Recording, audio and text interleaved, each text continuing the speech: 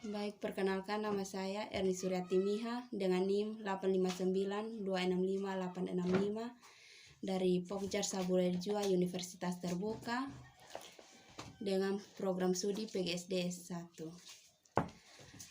Berkaitan dengan materi yang saya akan bawa pada kesempatan ini yaitu program pembinaan kepemudaan. Yang pertama, latar belakang perlunya lembaga kepemudaan. Pemuda sebagai salah satu model dasar pembangunan perlu dihimpun dan dibina agar mereka benar-benar mampu mengambil peran aktif dalam pembangunan di dalam daerah. Untuk itu, diperlukan konsep yang tepat dalam pembinaan lembaga kepemudaan agar keberadaannya benar-benar dapat menumbuh kembangkan motivasi dan kreativitas pemuda. Yang kedua yaitu profil pemuda Indonesia.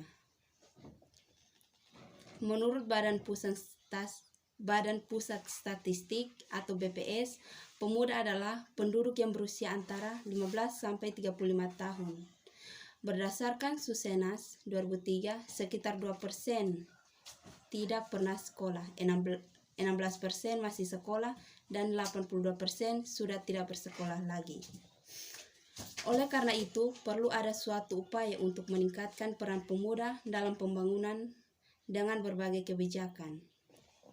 Yang pertama yaitu lembaga kepemudaan. Lembaga atau institusi menurut Auki 2001 memiliki ciri-ciri struktur yang berkarier dengan sifat hubungannya yang komplementarian. Yang kedua, program pembinaan pemuda.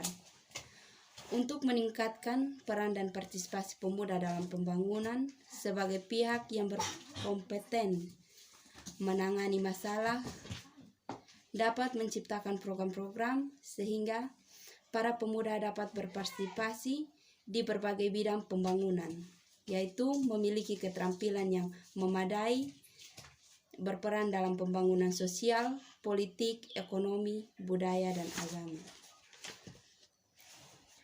Yang ketiga, Subdinas Pemuda dan Olahraga. Subdinas Pemuda dan Olahraga adalah instansi pemerintah di bawah Dinas Pendidikan yang secara khusus bertugas melakukan pembinaan terhadap pemuda, baik yang masih sekolah maupun tidak. Yang keempat, Subdinas Pendidikan Luar Sekolah. Kegiatan instansi ini adalah memberikan pelayanan pendidikan terhadap masyarakat yang tidak memiliki kesempatan sekolah yang disebabkan berbagai hal melalui kejar paket A dan B. Sasaran dari program ini adalah masyarakat atau pemuda yang lewat usia sekolah, tetapi tidak memiliki pendidikan formal dari tingkat SD sampai SMP. Yang kelima, Dinas Tenaga Kerja Transmigrasi.